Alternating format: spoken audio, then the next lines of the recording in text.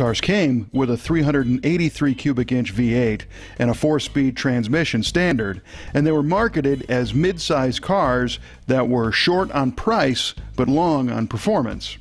However, in mid-1969, Plymouth offered a much hotter version of the Road Runner, featuring a hopped-up 440 cube V8 and half a speed shop full of go-fast parts installed from the factory, and called it the A12 package.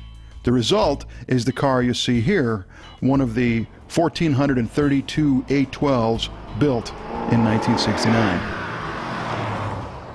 Now this is what a muscle car is all about.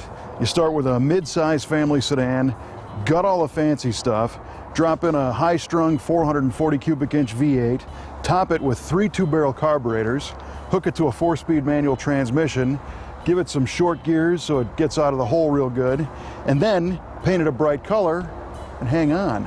This thing also has a special lift-off fiberglass hood to give it better airflow. The only downside about that hood is it never had hood hinges, so you actually need to have a friend come along if you want to check the oil.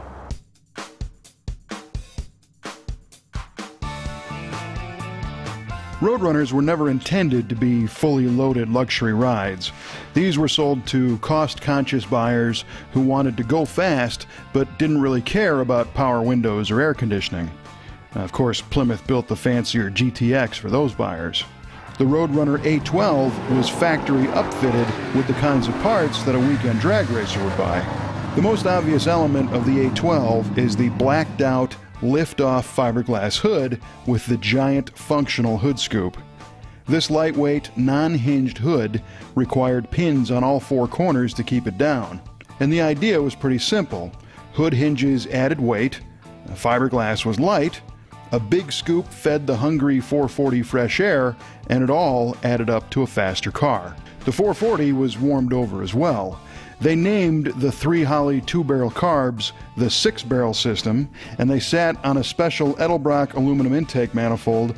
The heads featured big valves with polished stems, pushed through high-rate springs by a high-lift camshaft, and they combined with the pistons to produce a 10.5-to-1 compression ratio.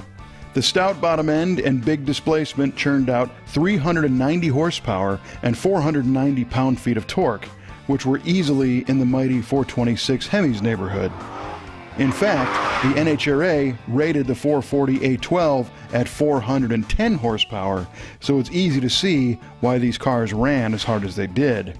Behind the 440 is an A833 4-speed manual transmission in our car, but you could get an automatic, and the rear axle is a Dana 60 unit loaded with 4 10-to-1 rear gears straight from the factory. The rubber meets the road through basic black 15-inch steel heavy-duty wheels, and the A12s rolled on factory-installed redline tires, or red streak wide boots as they were called in the ads back in '69. No fancy hubcaps or shiny wheels for this monster, and we dig the red lines and black wheels on this code 97 Rally Green A12 from the Brothers collection, even if the tires on this car aren't the factory originals.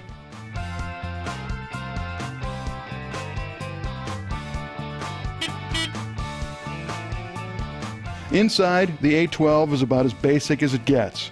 It's truly a purpose-built street fighter with nothing extra to add weight and slow it down. It's got a bench seat, a floor shifter, the tachometer, and an AM/FM radio. The result was the ability to click off mid-13-second quarter-mile times in a car that won the Motor Trend Car of the Year award.